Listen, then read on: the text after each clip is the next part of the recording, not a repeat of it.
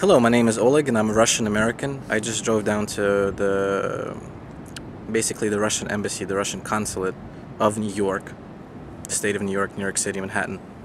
So we're located on 9 East 91st Street, New York. And I wrote a little something. Mr. Putin won the Russians' elections to become president of Russia once again. To give you a rundown, he was a president 2 consecutive terms in a row, and then was appointed as the Prime Minister by Mr. Medvedev, Russia's Mr. Medvedev. Russia's law prevents a single person to be a president 3 consecutive terms in a row.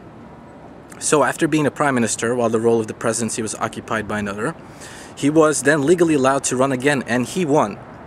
It is questionable, as there are claims that he created that piece of law himself. Oops, my phone, okay. It does seem a bit weird and strange but we must understand that Russia is a new country, just like certain countries around the world view the United States as a young country. The governmental entity that rules the land creates sovereignty, thus a country. Russia is a new country, essentially born in 1991, as that was when the USSR regime fell, and everything that happened from that point on to what we have today was the fruit of the labor.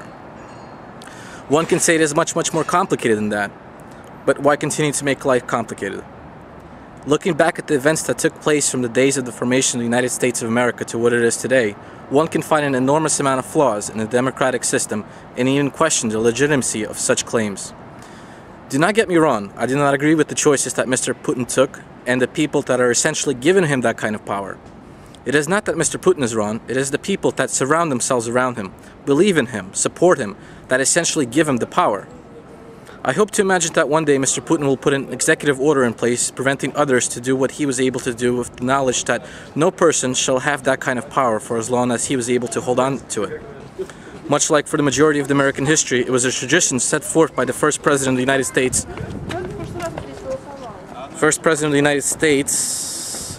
For a U.S. president to not serve for more than 2 consecutive terms. Until 1951, the 22nd Amendment was ratified to the Constitution, setting the precedent 2-term limit that we have today. I personally support a 1-term limit and support a limit on terms even a municipal mayor can serve, which at the moment, in most cases, it is undefined and there's absolutely no structure. My town that I live in, Cliffside Park, the current mayor has been in office presiding over the town since 1965. That is over 47 years. We've had the same person in charge. Comparing a local municipal leader to a Russian Federation leader is a far cry from reality. But the fact of the matter is that it is all based on the law and the structure of law. Mr. Putin was able to do this because there is no law to prohibit him from doing this. The problem with this, the people who were already feeling negative and pessimistic about the future of Russia, let alone the current situations, are now even more damaged. What could possibly justify the further damage done to a person's identity? Russia is a new country, but the people are not young. The people of the states are more or less 240 years old. The people of the current Russian Federation are much older. They have been through a lot more than I can even imagine.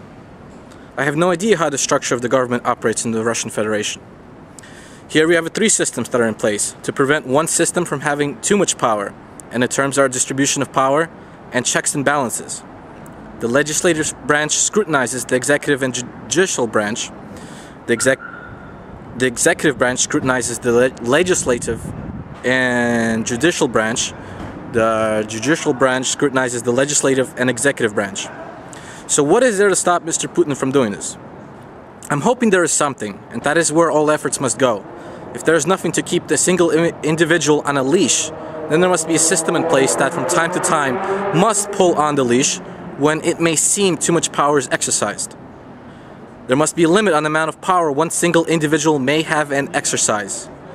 Some people might say, look at the United States, look at how much corruption you have. My answer to that is yes. We can even do an online search for it and find cases of corrupt politicians going to jail. There are systems in place to investigate and prosecute those types of people to the best of everyone's ability under the structure of the law. A government's job in society is to represent the interests of the people, to set standards that people shall aim to strive by, to create structure, to establish law, enforce the established law, and to maintain order.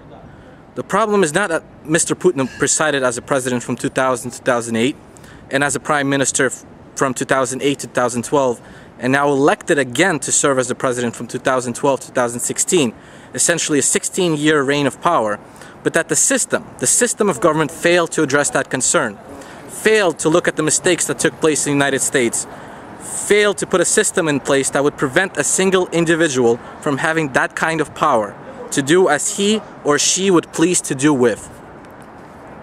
What now? Time will tell.